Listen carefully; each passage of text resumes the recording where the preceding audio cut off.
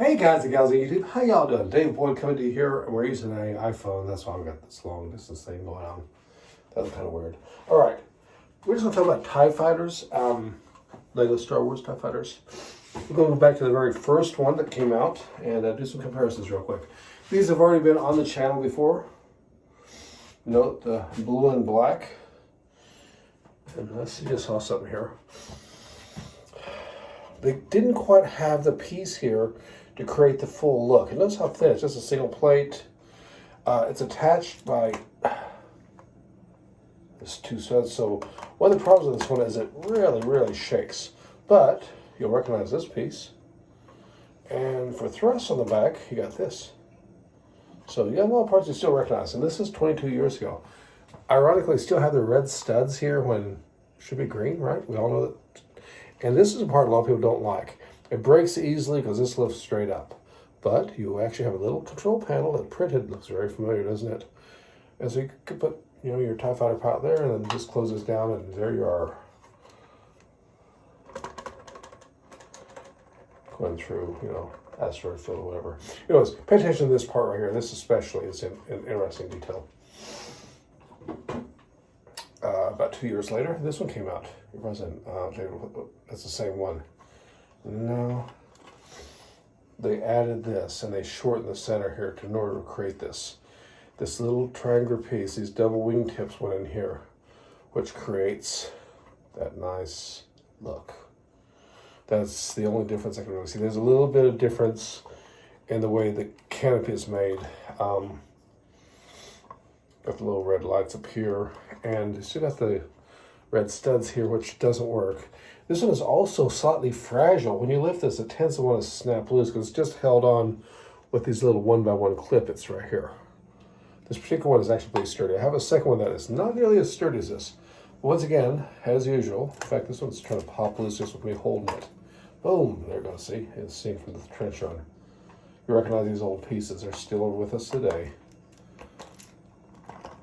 And just rattles. The thing you see like M&R people do when they grab this and flip it, don't even try it with this thing. Now, because we're doing the small stuff, I want to show the newest TIE Fighter, which a lot of people were very critical of originally. I kind of liked the look of it when I first saw it, and I went out and got several of them. I think this is the one out of the box I have, of course, nice, beautiful black and gray. The blue was the old green screen from the old days. It is cramped. It seems very compacted down. There's your thrust. But it's, I think it works really good. And it's just like the size of the old ones. Too bad they could have made this in light gray. But got the same printed piece on top here. And of course, and this is by no means a full collection. You got control panels, much nicer the way this is built. Much stronger, I guess. And then, of course, the top hatch also opens. I forgot about that. But very sturdy. I mean, what you hear in there is a little spring missile rocket shooters right here. Okay. And that one, by the way, came with green, which is correct.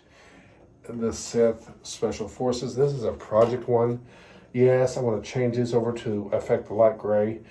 And I think I need to change these over to light gray too. But dark gray is kind of cool, actually. I think it kind of works. And on this side, I see I need to put, so the black ones need to be replaced. So, oh well. Anyways, this is pretty cool. Really like this. Got multiple hatches that open up. And you got your extra in the back because it's Special Forces. Do like the way the designs on the side is. And I like this size of play scale, and this is also very sturdy. It's missing a couple clip pieces here, which I got coming.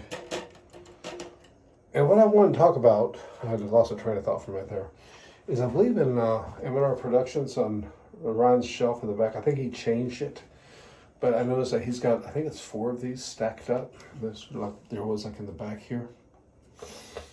And I kind of would like to do the same thing, but these things are, from 2015, a little bit harder to find.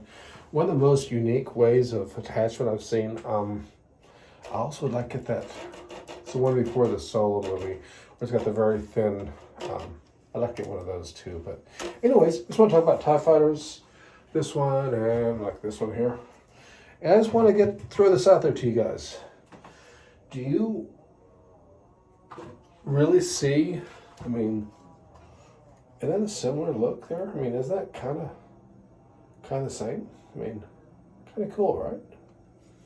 So if you really like these, this should be the most reasonable replacement and really works out well. I think this translates really well, this for a small size. I mean, this is pretty hard to beat. Maybe I should just put 4 of these instead of the Special Forces one. Anyways, in many ways, probably just because this is the OG, this is still kind of my favorite, even though I'm very critical of these things. Sometimes pop off as they lose clutch, but I do really like this one though, and it's mostly probably nostalgia. Because let's face it, there's a lot wrong. If you like the video, please give me a thumbs up, give me a like, give me a follow. Thank you to all the viewers out there and the comments. And thanks for all the new subscribers to this channel. Y'all take care. Till next time. Ciao.